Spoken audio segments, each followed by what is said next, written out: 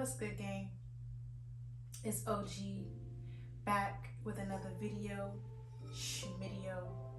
Let me put this to the side here. I always start off. Sorry, I'm looking at myself in another mirror.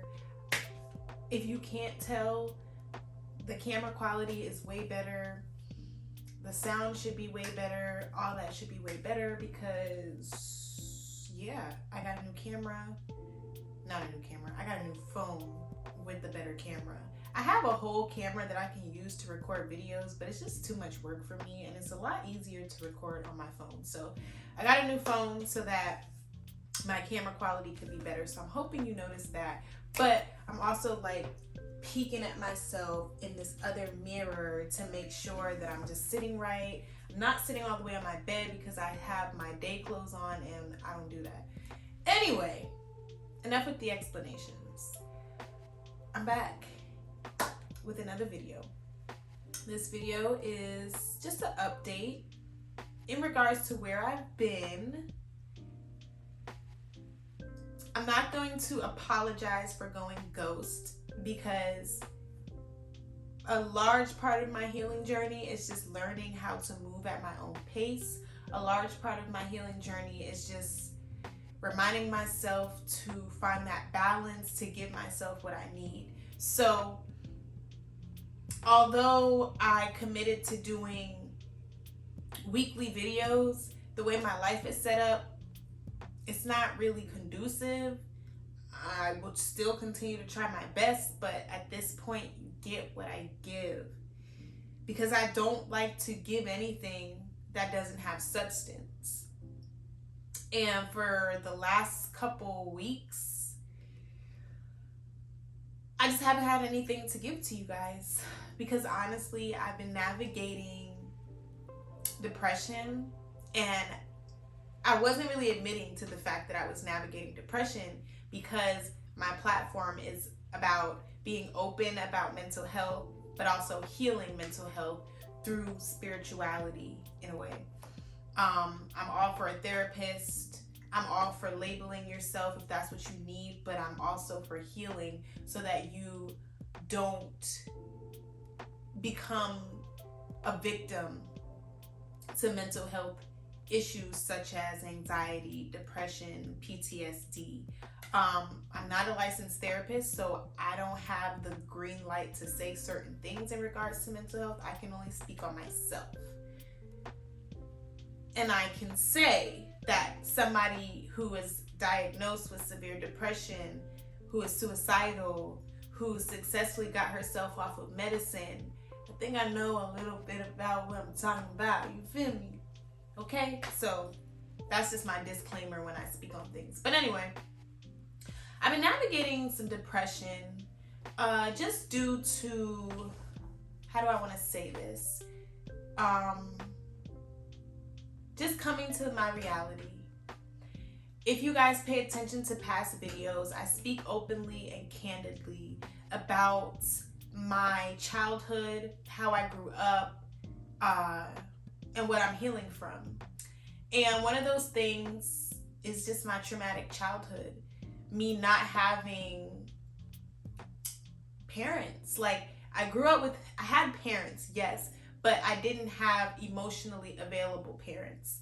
And so I started doing the healing work, and I started putting up boundaries and all that good stuff. But I found myself backtracking, practicing something called toxic positivity and cognitive dissonance, which is basically seeing something for what it is, but moving in a way as if it's something different. Let me just give you guys the context because I'm kind of babbling. I didn't write anything down. I just kind of decided, let me get on here because I've been supposed to do this all week. So I'm gonna just talk to y'all real deal, holy spiel. Y'all know that I spoke on the relationship with my mom, with the relationship with my family, and how things are getting better and we were starting to heal, right? And if you look at the past video, maybe I'll try to link it. I'm still getting better with all of this, how to do YouTube, all of this stuff. Shut up! I'm trying, okay? And I'm still healing. Anyway, no, and I say I'm still healing because healing takes a lot of energy. So sometimes I don't have the brain space to even be thinking about other certain things. But anyway, let's get back on track. I made a video about how I was healing the relationship with my mom. And just being honest, I was practicing a bit of toxic positivity and cognitive dissonance after making that video. Now I was real and I said we'll see when I said like maybe we could get her on camera to talk healing stuff, yada yada yada. And I said we'll see because my higher self knew what the deal was. And that deal being, how do I say this without stepping on toes? Because I don't want my mom to potentially come across this video and take things the wrong way. However, my content isn't for my mom.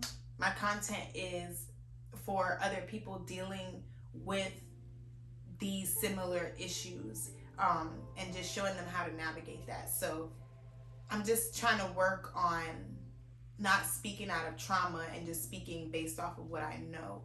And that's what the healing is for. So I'm trying to figure out how to say this because I used to just come out and just say some crazy wild shit and then I get phone calls. My mom's not changing. She's not changing. My parents aren't changing. That's what I'm getting at. My parents aren't changing.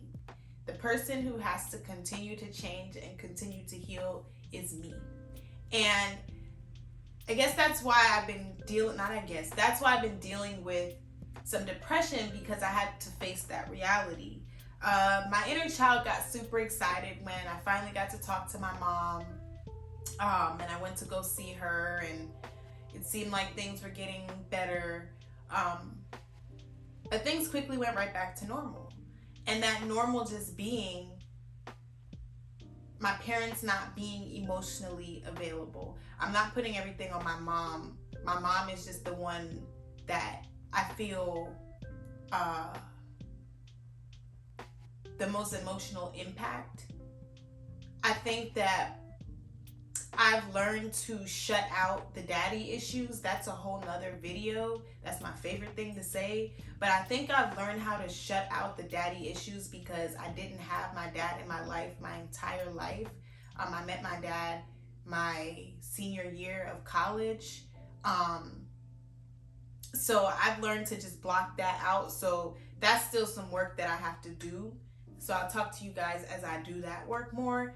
But I'm able to speak on my mom so heavily because she's been in my life forever, but she's never been able to be there for me emotionally. Just, yeah. I had to raise myself. Just keeping it 1,000. But when I say my parents on a whole, I mean my stepdad, my dad, my mom. It's a whole nother video where I would have to break that down, but basically grew up with my mom, grew up with my stepdad, who's my dad. Like, I call him dad. Like, I've always called him dad. He's been in my life since I was 10 months old. But now that I've met my real dad, I feel like I have to use the term stepdad when I'm speaking on the hierarchy of parents, whatever you want to call that. Either way, I tricked myself into thinking that, everything was just going to change overnight and I was going to have the mom of my dreams through healing and I was going to gain the father of my dreams through healing. But what I quickly realized is they're not changing. And I'm not saying this out of malice or anything like that. It's just facts. My parents don't have the ability to be the parents that I want them to be. And that has been a really hard reality to sit with, i.e. me kind of falling into this depressive state, because it hurts. It really hurts. It hurts. So what kind of like really brought on the depression was there was a family thing happened. Something happened within the family, and I saw my parents show up for that situation in a way that triggered me, because I don't remember if I talked about it in detail. I think that's another video that I plan to speak on.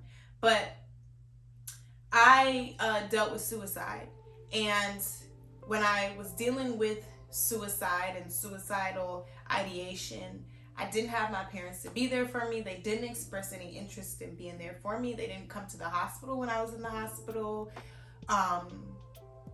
They just did not care. And even to this day, when I bring it up, like, it's not acknowledged. They don't acknowledge the fact that, hey, we weren't there for our daughter when she wanted to end her life. And it's still some healing that I'm dealing with. I forgive my parents. I love my parents, but let's just be real. Like, y'all are my parents. Why weren't you there for me? So when this thing happened within my family and I saw them showing up for this person's situation, it triggered me, because I'm like, dang, y'all done threw on your superhero capes to be there for somebody who that's not your daughter. That's, wow, okay.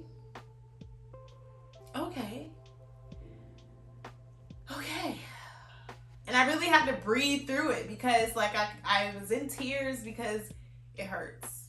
It hurts knowing that you don't have the parents that you want to have, and you're never going to get them. I don't have a situation where my parents are going to be able to go to therapy and we're going to be able to heal. That's never going to happen. And me thinking that was going to happen is cognitive dissonance, toxic positivity. So, I'm always G-checking myself. I'm always doing the work. So I just been sitting with that and really just understanding, like, that's cool. That doesn't take away my love for my parents, but I have to put up certain boundaries, because I cannot continue to let my guard down and allow my parents to break my heart. I don't feel they do it on purpose, but it continues to happen. Every time I have certain expectations that don't follow through.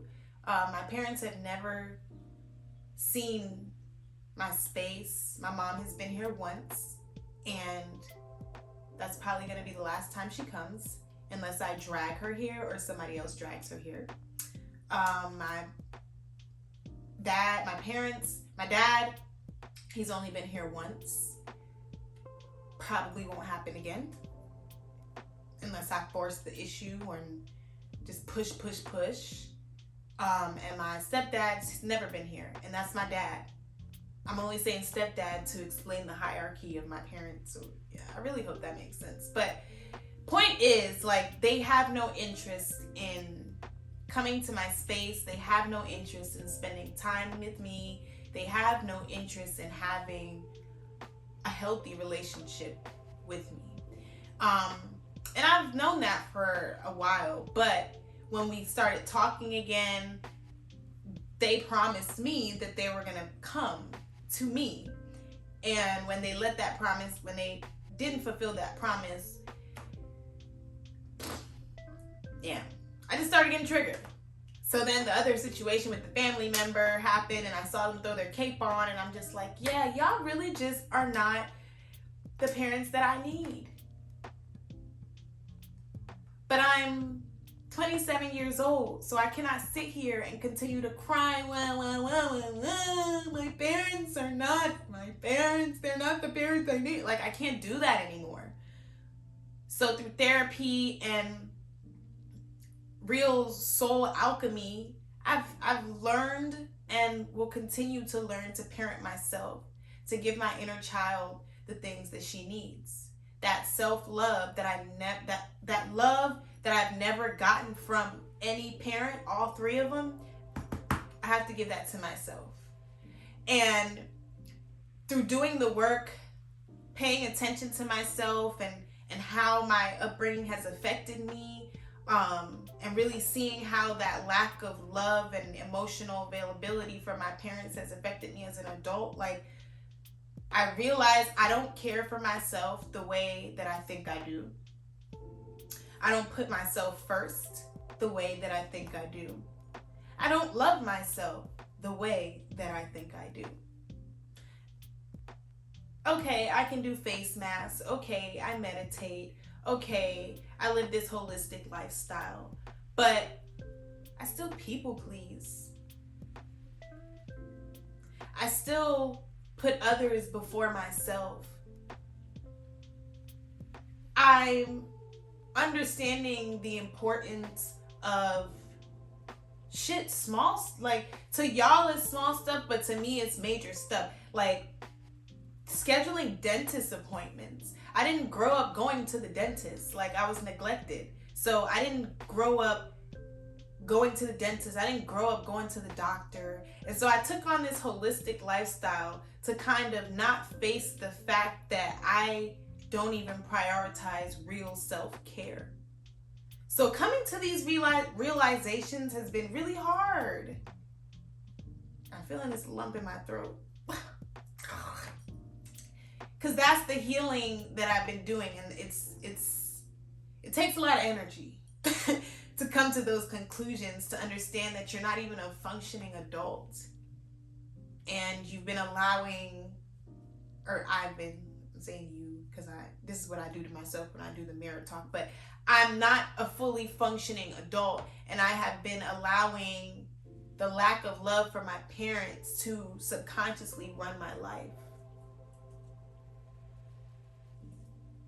And that's a tough pill to swallow. So that's just what I've been doing.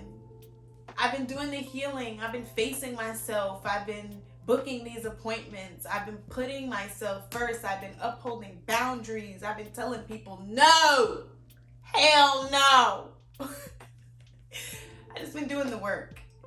And so if you're somebody who has like a similar situation where, you know, your mom is not a mom. She doesn't have the mental capacity to be the mom that you need. You don't have, your parents are emotionally unavailable. They're just not there for you. You gotta stop letting that run your life. You gotta stop letting that dictate your emotions. You have to take control of your life, and you have to learn to reparent yourself. So I've learned to literally talk to myself and tell myself, hey, Monty, go to bed. Hey, Monty, you need to, girl, you need to schedule a dentist appointment. Girl, have you seen a gynecologist? Like, really reparent yourself. Parent yourself. Your inner child is screaming for that. Mine was and is continuously. So before I babble and start to make this video just not make any sense, I'm gonna end it. This was just an update, just letting you guys know, like, we still healing over here. And I'm still gonna continue to be transparent with you guys, and I'm still gonna continue to share healing modalities and the things that work for me. I definitely want to tell you guys how I've gotten off of the medicine. I really can't wait to tell you guys about that. But I want to spend a little bit more time off the medicine before speaking to you guys about that. But yeah, like this video, subscribe to my channel, share this video, tell other people that there's some girl on YouTube who is actively healing and openly being candid about the shit that she's healing from, and she has no filter. Let her know. Because these influencers out here, they come with the cookie cutter, cute namaste, like they're not fully being real with you, but I'm being real with you. And that's not me throwing shade to them, that's just me being real. So that's that on that. I love you, I love you, I love you. OG Goddess Blaze, out.